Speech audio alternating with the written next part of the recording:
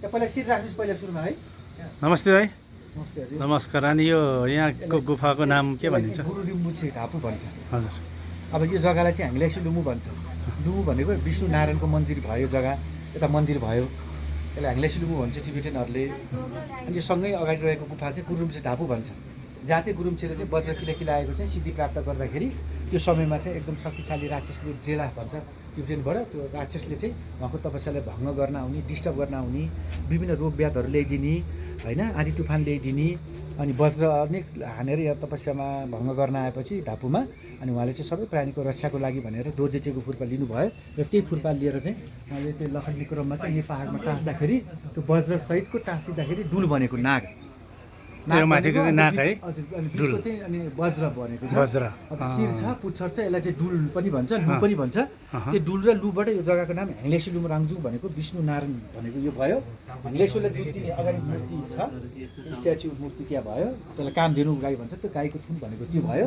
2081 सालमा चाहिँ त्यहाँबाट दुध रसाएर आयो, तर दुधको कलरमा होइन, सेतो कलर होइन, पानीको जस्तो गरेर रस आयो, तर हामीले खाँदाखेरि दुधको स्वाद आयो। जलहरू धेरै ठाउँबाट भुटानदेखि आएर मान्छेले जलहरू लिएर जानुभयो। अब भित्र रहेको चाहिँ मूर्ति चाहिँ हेङ्लेसी लुमु भनेको विष्णु नारायणको। अब यहाँको जुन सकल नारायण चाहिँ साली नदी लगेर चोरेर पहिले लगेको भन्ने छ। पछि तपाईँको चाहिँ 42 सालमा राखेको वीरेन्द्र सरकारले भनिन्छ त्यो ढुङ्गाको चाहिँ नारायण भनेको हेङ्लेसी लुमु भन्छ, शेष नारायण। त्यो उहाँको मूर्ति भयो। उतापट्टिको उहाँको अवतार लिएको हो, चौथो अवतार भनेको नरसिंह नारायण। उहाँले माछा अवतार लिनुभयो, ब्राहा अवतार लिनुभयो, कृष्ण अवतार पनि हो।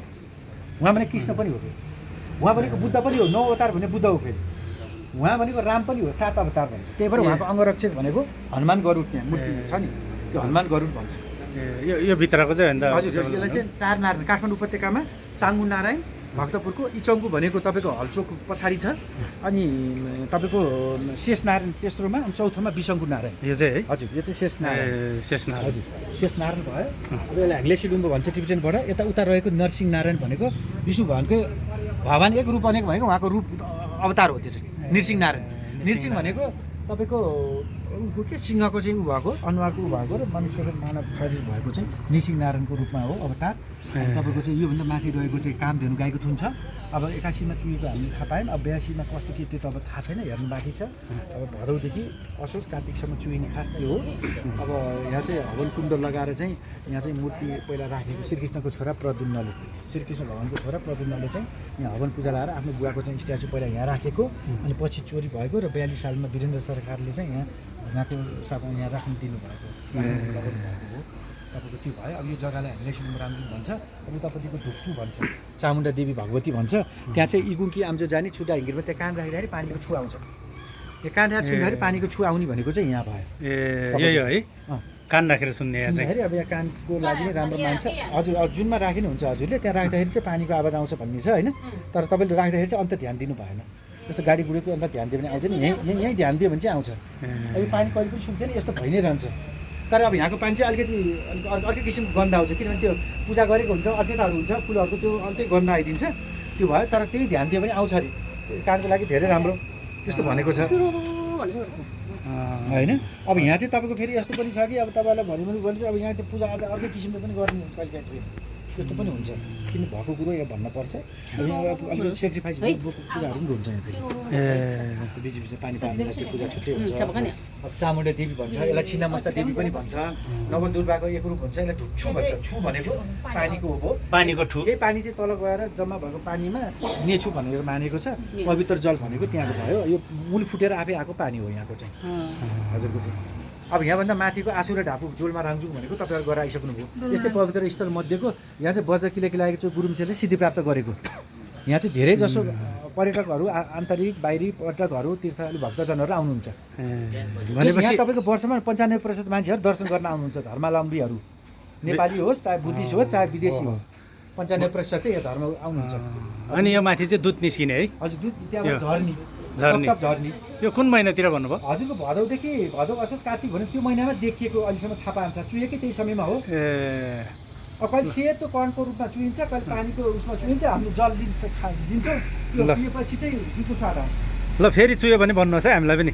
हजुर। फेरि चुह्यो भने भन्नुहोस् है। अहिले फेसबुकतिर पनि अहिले कता कता अब फेसबुक भने सामाजिक सञ्जालतिर पनि तपाईँको चाहिँ सर्च गर्नुभयो भने यहाँको विषयमा आउँछ। तपाईँको अब हलेसी खोटाङ पनि आउँछ, यहाँको रिखेश्वरको पनि आउँछ, अनि तपाईँको चाहिँ यता तेमालको पनि आउँछ, हेक्सानाको भन्छ, ढाकु माराटीका हलेसी खोटाङ भयो, अनि छिमेच्याङचुङ भनेको पालुङमा पर्छ, त्यो मेला लाग्छ फागुन उसमा पूर्णिमामा, होलीको दिनमा होली खेल्ने पर्वको मेला लाग्छ।